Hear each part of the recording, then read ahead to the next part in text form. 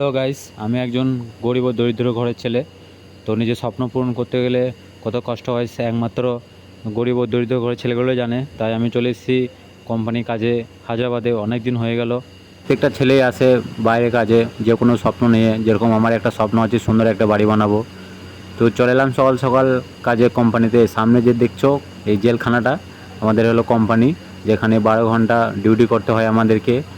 আর এটা দেখছো, এটা আমার কাজ।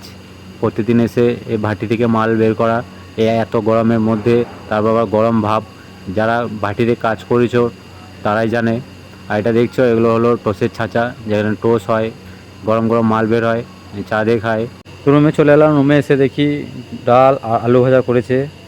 তো খুব খিদে পেয়েছিলো, তাই ডাল আলু ভাজা দিয়ে কোনো রকম করে ভাতটা খেলাম। খেতে তো ইচ্ছে করছিল না এই তরকি দেখে, তাও খেলাম। কি করব, খেতে তো হবে, বাইরে কাজে এসেছি। নিজে খেয়ালটা নিজে রাখতে হবে, না খেলেও না। ঠিক আছে। আর এটা দেখছো কোম্পানি আমাদের অনেক বিস্কুট আরও অনেক কিছু তৈরি হয়। তো কাজের শেষের দিকে তো বাড়ি চললাম। এসে দেখি এই চড়ুই পাখির ডাক অনেকদিন পর শুনলাম, খুব ভালো লাগলো। তো অবশ্যই বন্ধুরা, ভিডিও যদি ভালো লাগে অবশ্যই একটা লাইক করবে এবং কমেন্ট করবে। বাই।